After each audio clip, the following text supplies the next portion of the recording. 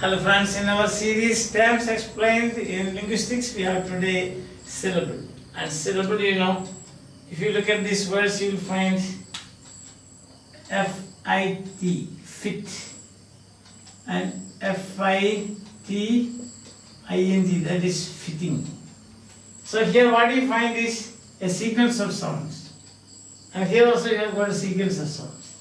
Now, a syllable is a unit of pronunciation. Here you have only one unit, but here you have got two units. See that? Fit. Then the next is fitting. So two units are there. So the first point to note is a syllable is a unit of pronunciation. That's the first thing. Second thing is, you can see what the second thing, that if this is a unit and here we have got two units, you have got one sound very prominent, and that prominent sound is a vowel sound, and vowel sound is here in this syllable it is the nucleus. So there should be a vowel, and vowel is the nucleus. Understand? Vowel is the nucleus of the syllable. Without a nucleus, you cannot have a syllable.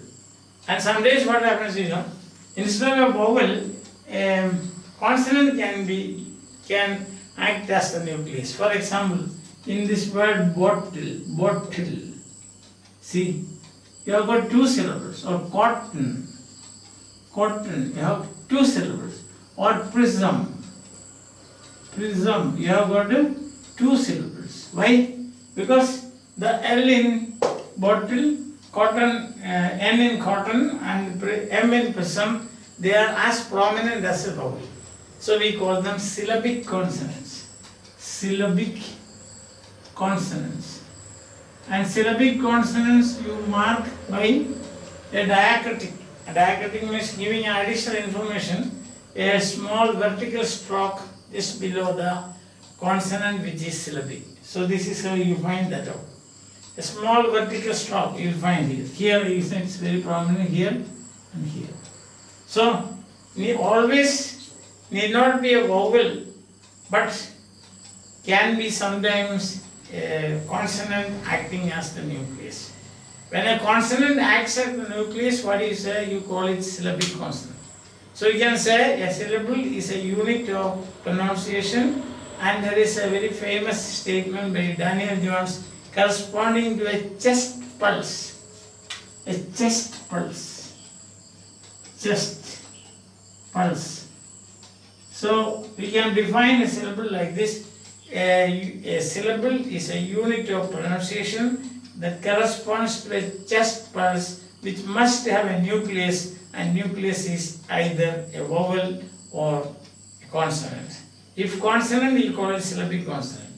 But 90% of the cases, the nucleus is a vowel. I think that much is clear. Alright. Now, in a syllable you can have with or without consonants, but the vowel is a must. For example, if you write like this, I, this is a syllable, I. Or A is a syllable, see, A, that means A, that indefinite article here. It is a syllable. This is first person pronoun, I am. There is no consonant in that, isn't it? But there can be, you can have consonants, of course, it can be surrounded by consonants. So please note that a syllable in a vowel need not be surrounded by consonants to make it a syllable. As just a single vowel alone can be, we can call it a syllable, or it can be a syllable. That's the thing. Now, when you see, you might have seen nucleus surrounded by consonants. Say for example, we have got consonants like say, this is without consonant. So consonant is 0 here. Isn't it? So 0 here. So here it is 0. Or then you can have consonant, one consonant, say tie. You can have two consonants. Isn't it? See for example, sky. Sky. You can have three consonants, like scream. Scream. So in English allows only maximum 3 consonants on the starting, releasing, starting or releasing of a syllable. For releasing a syllable or starting a syllable, you need not have a consonant at all. You can have 1, you can have 2, or a maximum is 3. So these releasing consonants, we have a formula. We will say R. R stands for releasing. Then we will say 0 to 3. That is R 0 to 3 means releasing consonants, number of releasing consonants can be 0, 1, 2 or 3 maximum. That's all, not more than that. And then you should have the nucleus, that is N. Now what about the other one? See, for example, you have got like a I, okay, bite, that means here it is 0, here 1, dust, here you have 2, isn't it? Text, here you have got 3, text, here you have got 4.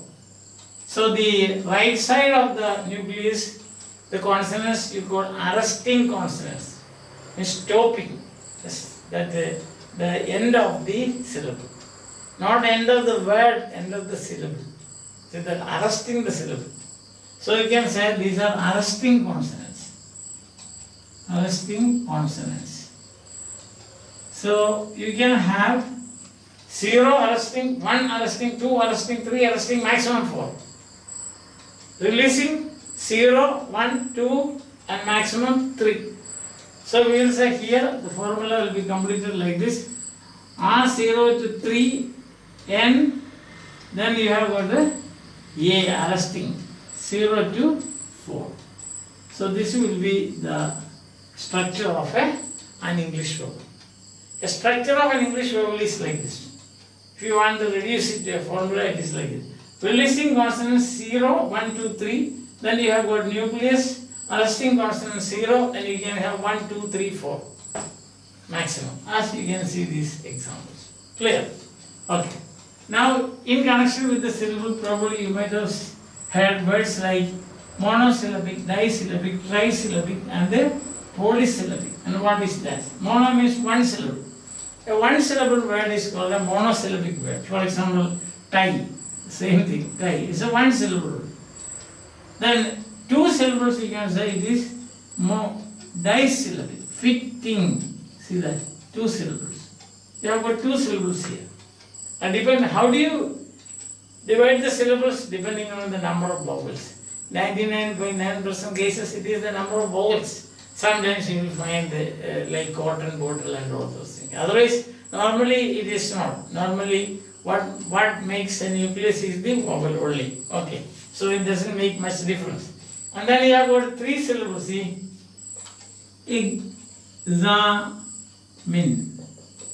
Examine. 3 syllables. So you call it trisyllabic. This is monosyllabic. This is disyllabic. This is trisyllabic. Trisyllabic word.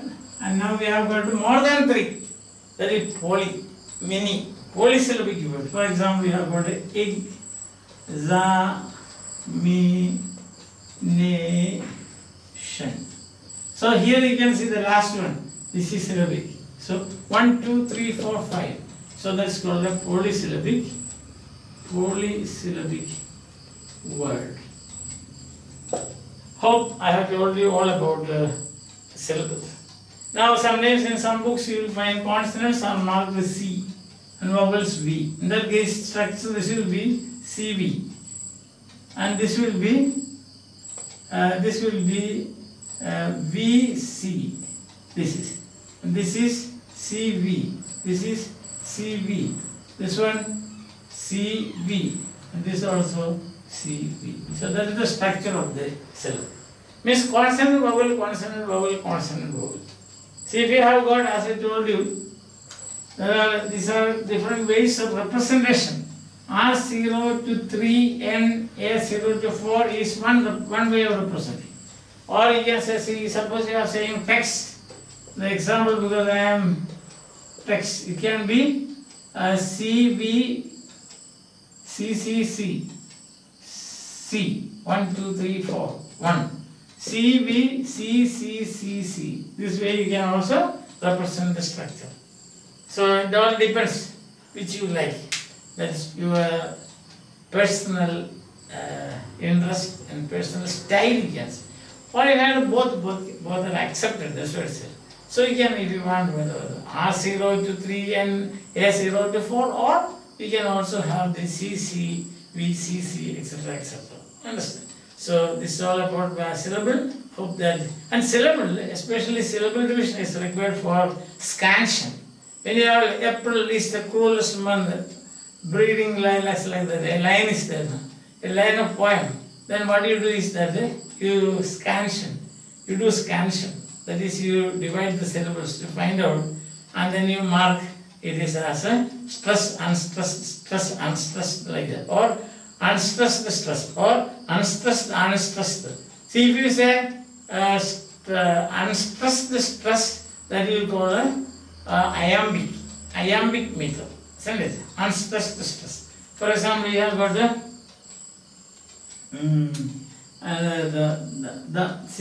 man. You have got 2 syllables here. The man. That is, this is unstressed, this is stressed.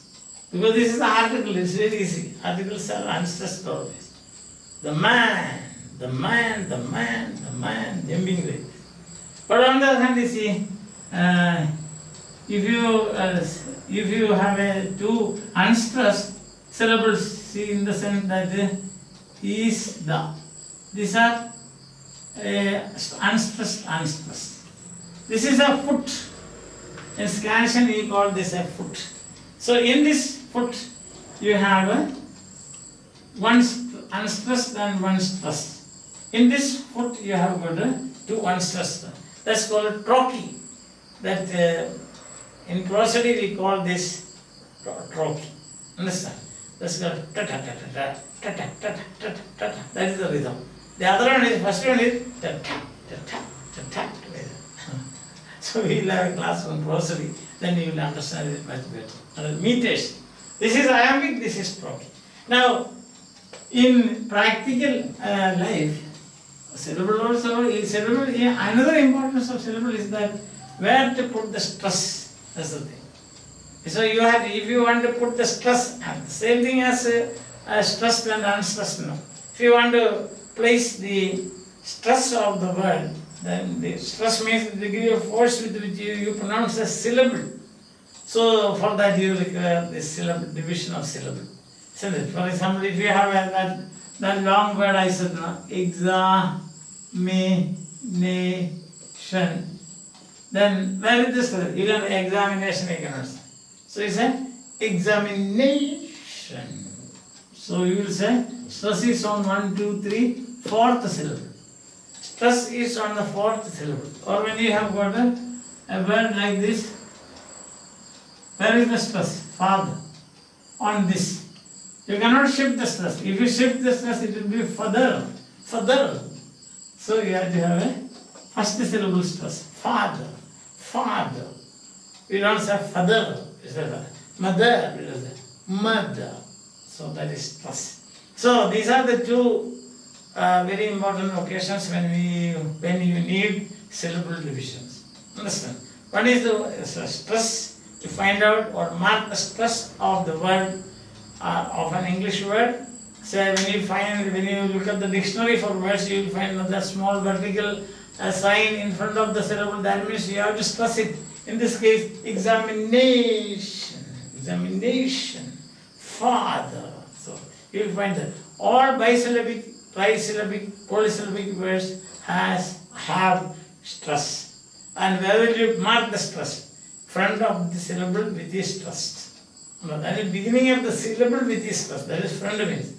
Now, another place where you require the knowledge of syllable is, as I have already said, if you know stressed and stressed, then it becomes easy to find out the meter.